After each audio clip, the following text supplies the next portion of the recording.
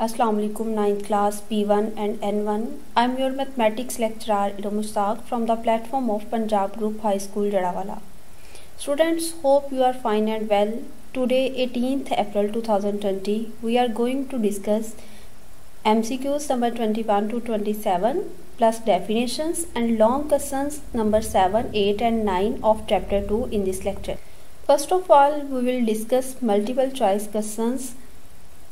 हमारे पास स्टेटमेंट है if 7 multiply by 1 is equal to 7 then the property is called, यानी कि आपने 7 को 1 से मल्टीप्लाई किया लेकिन उसकी आइडेंटिटी चेंज नहीं हुई, 1 ने मल्टीप्लिकेशन के बावजूद इसकी आइडेंटिटी को प्रिजर्व किया, तो इसको बेटे हम कहते हैं मल्टीप्लिकेटिव आइडेंटिटी। नेक्स्ट हमारे पास है if z is equal to a plus iota b then the conjugate of the given number. जब आपने कॉन्जुगेट लेना होता है तो बेटे रियल पार्ट सेम रहते हैं, रियल पार्ट इसमें ये है जिसके साथ अयोटा मेंशन नहीं है, और जो इमेजिनरी पार्ट होता है उसके साथ जो साइन होता है उसको आप चेंज कर देते हो। तो इसका हमारे पास इमेजिनरी पार्ट जो है वो अयोटा बी था प्लस का, यहाँ पे अयोटा बी हमें माइनस का नज़र आ रहा है। Same real parts and imaginary parts with opposite sign, ये इसका कॉन्जुगेट है। नेक्स्ट हमारे पास है जी रेडिकल फॉर्म में लिखा हुआ है आपके सामने और आपने उसको एक्सपोनेंशियल फॉर्म में लिखना है। स्टूडेंट्स, जब आप इसको एक्सपोनेंशियल फॉर्म में लिखेंगे तो ये जो इंडेक्स है ये यहाँ पे आके इसकी एक्सपोनेंट के डिनोमिनेटर में आता है। a raise to power n over n, n से कैंसिल हो जाएगा, a रेज टू पावर 1 हो जाती है। दूसरी एक और बात कि ये लॉ के अकॉर्डिंग भी है कि अगर एक्सपोनेंट और बेस सेम है तो इसका मतलब है कि एक्सपोनेंट भी कैंसिल हो जाएगा और इंडेक्स भी कैंसिल हो जाएगा, और आपके पास सिर्फ जो है वो जो रेडिकेंड होता है वही बचता है, जो कि इस वाले क्वेश्चन में ए है। द सैम्बल, ये जो आपके सामने सैम्बल है इसको बेटे रियल नंबर की जब आपने प्रॉपर्टीज़ पढ़ी थी तो ये उसमें आपने डिस्कस किया था।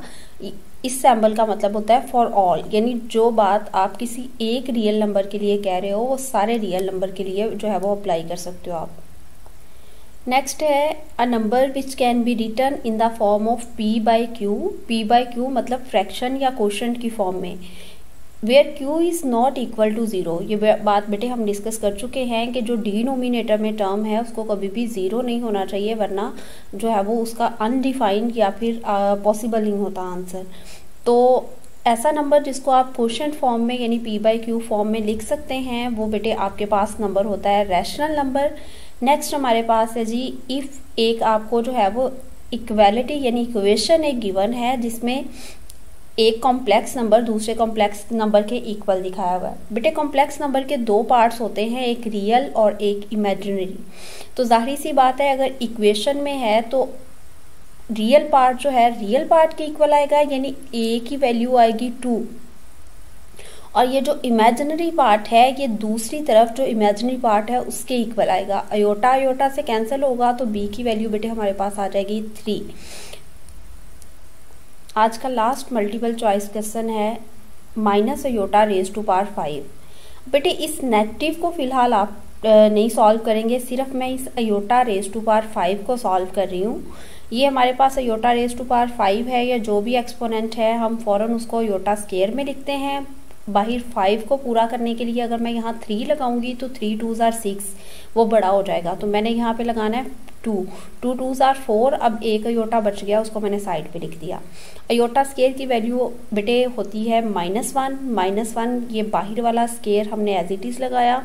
आपको पता है कि रियल नंबर में किसी भी नंबर का हम स्केयर लेते हैं तो आंसर कभी भी नेगेटिव नहीं आता, क्योंकि -1 को जब आप -1 से मल्टीप्लाई करोगे तो आंसर आ जाएगा +1। ये जो +1 आंसर आया है उसे जब आप अयोटा से मल्टीप्लाई करोगे तो वो अयोटा हो जाएगा। ये मैंने फिलहाल सॉल्व किया था बेटे सिर्फ अयोटा रेज टू पावर 5 को। अब यहाँ पे हमारे पास है जी -b साथ में, तो अब आप देखें कि ये जो माइनस है इसकी पार ये 5 ये इवन है या ऑड, ये ऑड पार है तो ये माइनस आगे कंटिन्यू होगा। तो आपने क्या करना है, सिंपली यहाँ जो आपने सॉल्व किया है सिर्फ लास्ट पे अगर वो माइनस आगे कंटिन्यू होना हुआ तो उसके साथ आपने माइनस लगाते जाना है हर एक स्टेप के साथ। तो आपके पास बेटे इसका आंसर आ गया है माइनस अयोटा, सी वाला इसका राइट ऑप्शन है। Rational number all the numbers of the form P by Q. P by q मतलब इंटीजर्स जो होते हैं वो जब उनको आप फ्रैक्शंस की फॉर्म में लिख देते हैं। Where p and q are integers. अब इंटीजर्स क्या है बेटे, सारे positive, negative numbers and zero, ये सारे इंटीजर्स में शामिल हैं। लेकिन इसकी नेक्स्ट कंडीशन ये है कि जो डिनोमिनेटर है उसको ज़ीरो नहीं होना चाहिए। न्यूमिनेटर ज़ीरो हो सकता है, डिनोमिनेटर ज़ीरो नहीं होना चाहिए। And q is not equal to zero are called rational numbers, उनको रैशनल नंबर्स कहते हैं। सिंपल वर्ड्स में हम ये कहें कि जिनको आप जो है वो कोशेंट की फॉर्म में या रेशो फॉर्म में यानी ये फ्रैक्शन की फॉर्म में लिख सकते हैं, वो रैशनल नंबर्स होते हैं। The set of rational numbers, rational numbers के सेट को रिप्रेजेंट किया जाता है कैपिटल क्यू से। इसकी एग्जाम्पल्स आप कोई भी लिख सकते हैं, यहाँ मैंने जो लिखी हुई हैं 2/5 एंड 3/8। आप कोई भी रेलिवेंट जो है वो एक या दो एग्जाम्पल्स लाजमी मेंशन करेंगे। Irrational numbers, the numbers which can not be expressed, ऐसे नंबर्स जिनको बयान नहीं किया जा सकता as a quotient of integers, यानी फ्रैक्शन की फॉर्म में पी बाई क्यू फॉर्म में जिनको नहीं लिख सकते उनको इर्रेशनल नंबर्स कहते हैं। The set of irrational numbers is represented by, जो इर्रेशनल नंबर्स का सेट है उसे हम क्यू प्राइम से रिप्रेजेंट करते हैं। आपके सामने मैंने यहाँ दो इर्रेशनल नंबर्स लिखे हैं, 3 स्क्वायर रूट है, पाई है। 3 स्क्वायर रूट को अगर हम डिस्कस करें तो बेटे आपने इसको पहचानने का आसान तरीका मैंने आपको बताया था कि आपने इसको डेसिमल रिप्रेजेंटेशन में ले जाना है। जब आप इसकी डेसिमल रिप्रेजेंटेशन में ले जाओगे तो आपके पास 3 तरह के पॉसिबल आंसर आ सकते हैं, या तो डेसिमल पॉइंट के बाद नंबर ऑफ डिजिट्स फिनट हो, या फिर डेसिमल पॉइंट के बाद नंबर ऑफ डिजिट्स रिपीटिंग हो, या फिर तीसरा सिनेरियो ये हो सकता है कि ना तो जो है वो टर्मिनेट हो रहा है यानी नॉन टर्मिनेटिंग, नॉन रिकरिंग है, तो उसको फिर हम इर्रेशनल की कैटेगरी में रखते हैं। यही इसको पहचानने का तरीकाकार है कि इसकी डेसिमल रिप्रेजेंटेशन जो है नॉन रिपीटिंग और जो है वो नॉन टर्मिनेटिंग होती है। अभी बेटे हमने रैशनल और इर्रेशनल नंबर के सेट को डिस्कस किया, तो जब हम उन दोनों सेट्स का यूनियन ले लेते हैं यानी उन दोनों सेट को किसी एक सेट में इकट्ठा कर देते हैं, यूनियन का मतलब होता है इकट्ठा करना। The union of set of rational and irrational number is called set of real number. तो रियल नंबर की एग्जांपल बेटे आप कोई भी रैशनल इर्रेशनल नंबर कोई भी नंबर लिख सकते हैं सिवाय अयोटा या इमेजिनरी नंबर के अलावा, वो सारी रियल नंबर की एग्जांपल्स हो सकती हैं। तो इसका हमारे पास जो है वो सिंबॉलिकली जो है वो ये डेफिनेशन को अगर इलेबोरेट करें तो ये हमारे पास आएगा, रियल नंबर इक्वल होता है क्यू शो करता है बेटे रैशनल नंबर के सेट को, ये यू जो है यूनियन के लिए यूज किया हुआ है, और ये क्यू प्राइम हमारे पास इर्रेशनल नंबर को शो करता है। तो सारे रैशनल और इर्रेशनल नंबर्स को कंबाइन करके हमारे पास रियल नंबर का सेट आता है। नेक्स्ट बेटे हमारे पास है रेडिकल एंड रेडिकेंट। आपकी बुक के पेज 43 पे ये डेफिनेशन मौजूद है।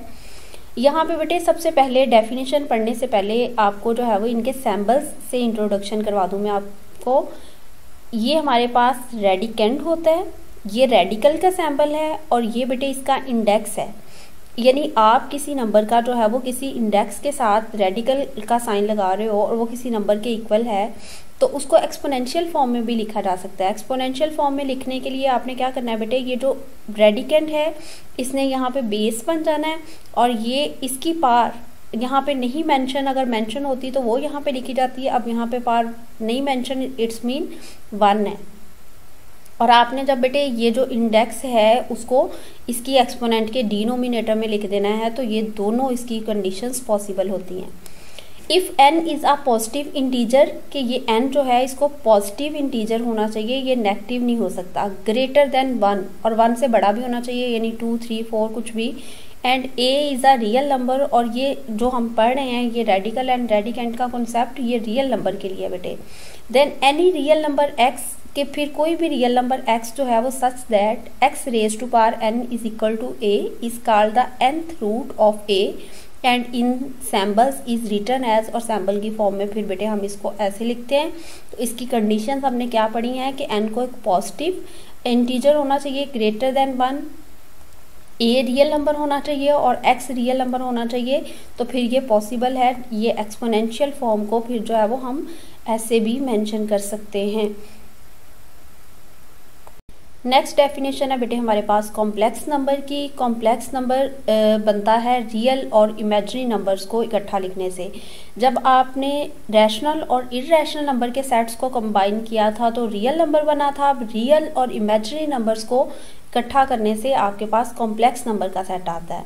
A number of the form of a plus b iota, ऐसा नंबर जो ए प्लस बी आयोटा की फॉर्म में होता है। Where a and b are real numbers. Okay बेटे, ए एंड बी वैसे रियल नंबर है, लेकिन जब आपने इसको अयोटा के साथ मेंशन कर दिया है तो फिर रियल पार्ट इसका ये वाला है और ये इमेजिनरी पार्ट बन जाता है, क्योंकि ये अयोटा का कोफिशिएंट है। And iota is equal to -1 square root. हमें पता है कि अयोटा की ये प्रॉपर्टी ये है कि जब उसका स्क्वायर लिया जाता है तो उसका आंसर नेगेटिव नंबर आता है, -1 आता है। और यही वो कमी थी जो रियल नंबर में मौजूद थी, जिसकी वजह से अयोटा को इन्वेंट किया गया। इस कार्ड कॉम्प्लेक्स नंबर, ये हमारे पास कॉम्प्लेक्स नंबर आता है a plus b iota and it represented. और इसको जाहिर कैसे किया जाता है बेटे, जी से शो करते हैं और ये इसकी स्टैंडर्ड फॉर्म है a plus b iota. Conjugate of complex number आपके पास डेफिनेशन है, बहुत आसान कॉन्सेप्ट है इसका। इफ़ वी चेंज अयोटा, अगर हम अयोटा को चेंज कर देते हैं, हम किस में चेंज करेंगे, माइनस अयोटा में। किस में चेंज करना है आपने, z is equal to a plus b iota, जो कॉम्प्लेक्स नंबर की स्टैंडर्ड फॉर्म है, उसमें आपने अयोटा की बजाय उसको नेगेटिव अयोटा में, यानी उसके ऑपोजिट साइन से जब आप उसको रिप्लेस करते हैं, we obtain another complex number. हमारे पास एक और कॉम्प्लेक्स नंबर आ जाता है जिसको हम जो है वो a माइनस बी अयोटा कहते हैं।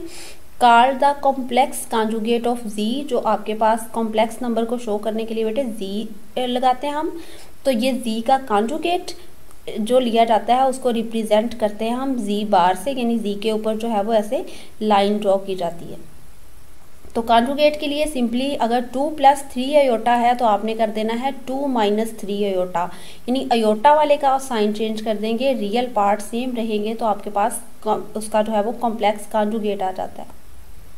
शॉर्ट क्वेश्चंस के बाद बेटे हमारे पास हैं लॉन्ग क्वेश्चंस। लॉन्ग क्वेश्चन में आज हम क्वेश्चन नंबर 7 को डिस्कस कर रहे हैं। इसमें बेटे सिंप्लीफाई करना है आपने एक्सपोनेंशियल लॉज की मदद से। सबसे पहले हमारे पास है a raise to power 2l divided by a raise to power l plus m। ये दो नंबर्स हैं जो आपस में डिवाइड हो रहे हैं, और ये अगर आप देख रहे हो ये बेस जो है वो सेम है दोनों की।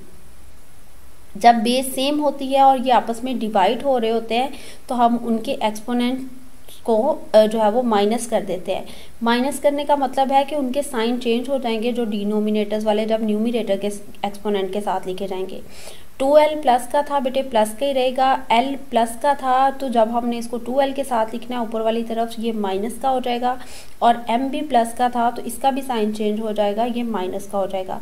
पहले इसी को डिस्कस कर लेते हैं। ये भी बेटे l है और ये 2l है, तो ये प्लस का है, प्लस माइनस माइनस, 2l में से एक l गया तो बाकी सिर्फ एक प्लस l रह गया, और ये वाला minus m as it is आ गया।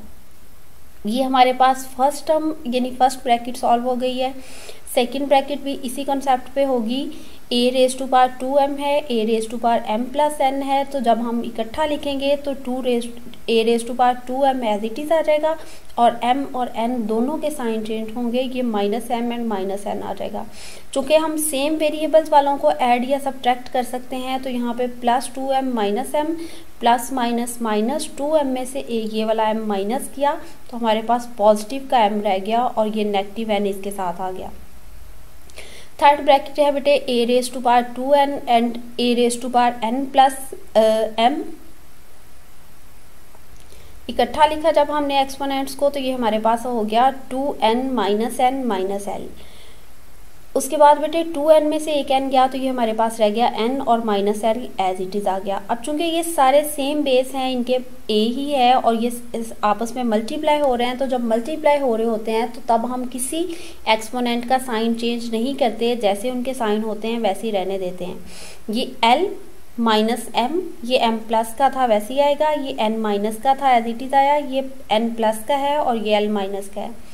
माइनस एल प्लस एल से कैंसिल हुआ, ये माइनस एम प्लस एम से कैंसिल हुआ, और ये माइनस एन प्लस एन से कैंसिल हुआ, और ए रेज टू पावर 0 आ गई। ज़ीरो एक्सपोनेंट का लॉ हमने कल के लेक्चर में डिस्कस किया था कि जिस भी नंबर या वेरिएबल की पावर 0 है लेकिन वो नंबर खुद जो है वो 0 नहीं होना चाहिए, तो अगर उसकी सिर्फ एक्सपोनेंट 0 है तो उसका आंसर बेटे 1 आएगा।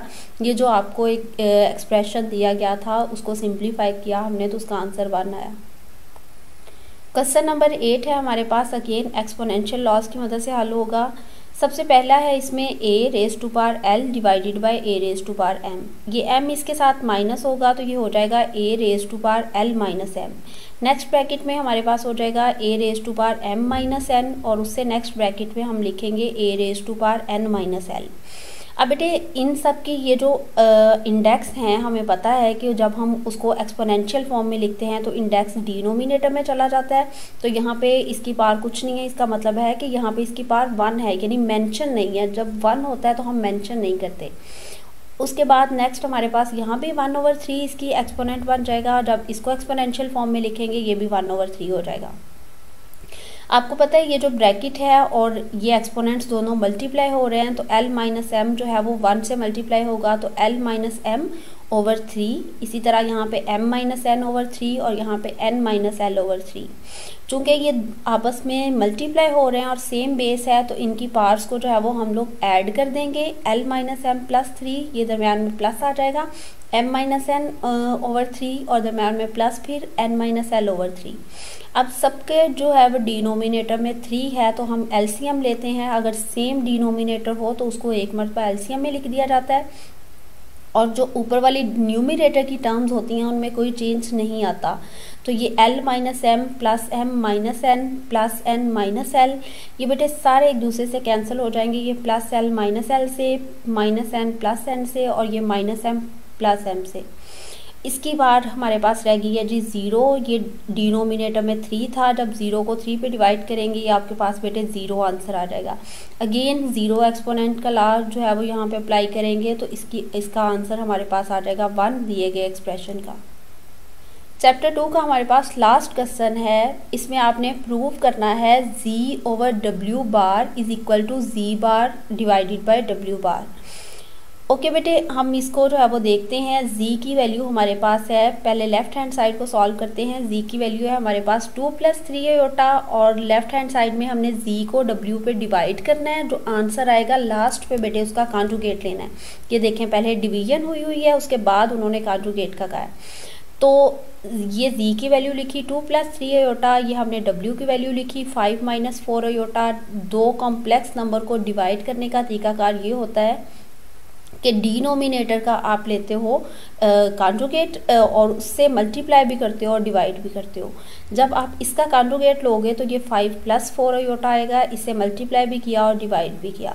पहले हम इसके डिनोमिनेटर को देख लेते हैं। देखिए सेम टर्म्स हैं, साइन चेंज हैं और मल्टीप्लाई हो रहे हैं, तो ये हमारा फॉर्मूला जो है a² - b² वो बन जाएगा। फर्स्ट टर्म का स्केयर हमारे पास आएगा 5² और सेकंड टर्म का स्केयर आएगा हमारे पास 4 आयोटा स्केयर। 5² हो जाता है बेटे 25 और 4 स्केयर लेंगे तो 16 आयोटा स्केयर की जब वैल्यू लगाएंगे इसमें तो उसके बाद फिर वो माइनस माइनस प्लस 16 हो जाएगा, फिर उसको 25 में ऐड कर देंगे। अब न्यूमिनेटर को देख लेते हैं। पहले बेटे 2 मल्टीप्लाई होगा इस पूरी ब्रैकेट से 5 + 4 आयोटा से, फिर 3 आयोटा मल्टीप्लाई होगा इस 5 + 4 आयोटा से। जब आप 2 को मल्टीप्लाई करोगे इससे तो 2 × 5 = 10 और 4 आयोटा को मल्टीप्लाई करोगे तो ये आपके पास 8 आयोटा आ जाएगा। नेक्स्ट बेटे 3 × 5 = 15 आयोटा, प्लस को जो है वो प्लस से मल्टीप्लाई किया तो प्लस आ जाएगा। 3 × 4 = 12 और ये आयोटा और आयोटा मल्टीप्लाई हुए तो ये आयोटा स्केयर आ गया। 10 एज इट इज़ है, 8 आयोटा प्लस 15 आयोटा, ये दोनों बेटे इमेजिनरी पार्ट है तो ये आपस में सॉल्व हो सकते हैं। 15 & 18, 15 & 8 आयोटा, ये आपके पास बेटे 23 आयोटा आ गया। प्लस 12 आयोटा स्केयर की जगह मैंने -1 लगाया, ये प्लस माइनस माइनस 12 माइनस का हो गया, 12 माइनस का हो गया। तो जब उसमें से 10 प्लस वाले हम उसके साथ सॉल्व करेंगे तो ये हमारे पास -2 रह जाएगा। ये देखें यहाँ पे हमारे पास रह गया 10 माइनस 12 माइनस 2 और ये 23 अयोटा एज इट इज़ था। यहाँ मैंने आपको बताया था 16 के साथ जब आप जो है वो वैल्यू पुट करोगे अयोटा स्केयर जो मेंशन था यहाँ पे -1 तो माइनस माइनस प्लस हो जाएगा, ये प्लस 16 आ जाएगा। 16 एंड 25 को ऐड किया तो 41। ये बेटे अभी आपके पास सिर्फ Z/W जो है वो आया है। अब आपने लेफ्ट यहाँ पे आप इसका कॉन्जुगेट लेंगे, जो आपके पास आंसर आया है। कॉन्जुगेट लेने का तरीकाकार ये होता है कि अयोटा वाले का साइन चेंज करते हैं आप। पहले उसको जो आंसर आया था उसको जो है वो बार की फॉर्म में लिखा, उसके बाद ये जो 41 है इस पे बेटे दोनों का जो है वो राइट है, दोनों के डिनोमिनेटर में हम लिखेंगे -2/41। ये प्लस था क्योंकि इसके ऊपर बार है, यानी इसका हमने कॉन्जुगेट लेना है। तो कॉन्जुगेट लेते वक्त अयोटा यानी इमेजिनरी पार्ट का साइन चेंज करते हैं। ये प्लस जो है वो माइनस में चला जाएगा और ये आ जाएगा आपके पास 23/41 अयोटा। ये आपके पास बेटे लेफ्ट हैंड साइड का आंसर आ चुका है। अब हम सॉल्व करेंगे right hand side. Right hand side है हमारे पास Z/W बार। तो सबसे पहले हमने यहाँ Z की वैल्यू लिखी और उसके ऊपर कॉन्जुगेट का साइन लगाया बार का, फिर यहाँ W की वैल्यू लिखी, इसके ऊपर बार का साइन लगाया। जब हमने इसका कॉन्जुगेट लिया तो 2 + 3 अयोटा हमारे पास आ गया 2 - 3 अयोटा एंड 5 - 4 अयोटा हमारे पास आ गया 5 + 4 अयोटा। अगेन वही तरीका कि डिनोमिनेटर का कॉन्जुगेट लेंगे। डिनोमिनेटर का कॉन्जुगेट है 5 - 4 अयोटा, उससे मल्टीप्लाई भी किया और डिवाइड भी। डिनोमिनेटर में हमारे पास वही फॉर्मूला लगेगा जो लेफ्ट हैंड साइड में हमने यूज़ किया है। फर्स्ट टर्म का स्केयर आ जाएगा और सेकंड टर्म का स्केयर आ जाएगा। नेक्स्ट हमारे पास है 2 को मल्टीप्लाई करेंगे पहले इन दोनों से, तो 2 × 5 = 10, 2 × 4 = 8 अयोटा और यहाँ प्लस था या माइनस, तो प्लस माइनस माइनस आ गया यहाँ पे। Plus minus minus 3 × 5 = 15 iota minus का आ जाएगा, ये भी माइनस है ये भी माइनस, माइनस माइनस प्लस हो जाएगा। 3 × 4 = 12 अयोटा स्केयर। अब बेटे हम अयोटा स्केयर की वैल्यू पुट करेंगे जो है -1, तो -1 जब इस +12 के साथ सॉल्व होगा तो ये -12 हो जाएगा। 10 - 23 अयोटा ये -12 हो गया। -12 में से 10 जब जाएंगे तो ये -2 रह जाएगा और -23 अयोटा एज इट इज़। अब डिनोमिनेटर को देख लेते हैं। यहाँ 5 स्केयर था 25 आ गया, यहाँ -4 अयोटा स्केयर था तो 4 स्केयर हमारे पास 16 और अयोटा स्केयर की वैल्यू है -1। -1 जब -16 से मल्टीप्लाई होगा +16, 25 और 16 दोनों को ऐड किया हमने तो ये 41 आ गया। अब ये 41 दोनों के डिनोमिनेटर में लिखेंगे तो ये आएगा -2/41 -23/41 अयोटा। यही हमारे पास राइट हैंड साइड का आंसर है और यही लेफ्ट हैंड साइड का है। तो लास्ट पे लिखेंगे हैंस प्रूव्ड, और जो क्वेश्चन में उन्होंने प्रूव करने के लिए जो है वो आपको इक्वेशन दी थी उसी को लास्ट पे लिखेंगे आप। स्टूडेंट्स एज पर रूटीन आपने जो है वो डेफिनेशंस और लॉन्ग क्वेश्चन अपनी नीट नोटबुक पे लिखनी है। जो मैथमेटिक्स का समर वेकेशन होमवर्क आपने जिस पे स्टार्ट किया है, इसके साथ साथ रिटर्न प्रैक्टिस ज़रूर करनी है। रफ नोटबुक पे भी लाजमी आज का होमवर्क है। मैथ के MCQs हैं 21 से 27। चैप्टर 2 की हमने डेफिनेशंस कवर की और लॉन्ग क्वेश्चन हमने कवर किया है 7, 8 एंड 9 इस लेक्चर में। आज के हमारे क्वेश्चंस के हवाले से आपकी कुछ क्यूरीज होंगी, उनको मैं डिस्कस करती हूँ। बेटे आप एक रियल नंबर को रियल नंबर के साथ ऐड या सब्ट्रैक्ट कर सकते हो। एक रियल नंबर इमेजिनरी नंबर के साथ ऐड या सब्ट्रैक्ट नहीं हो सकता। अच्छा, दूसरी बात ये कि क्या मल्टीप्लाई हो सकता है? बिल्कुल, एक रियल नंबर के साथ तो मल्टीप्लाई हो ही सकता है। उसके साथ साथ एक रियल नंबर को इमेजिनरी नंबर के साथ भी मल्टीप्लाई कर सकते हैं। फॉर एग्जांपल 3 एक रियल नंबर है, आप उसे मल्टीप्लाई कर रहे हो 2 अयोटा से जो कि इमेजिनरी नंबर है, तो 3 × 2 = 6 अयोटा आ जाएगा।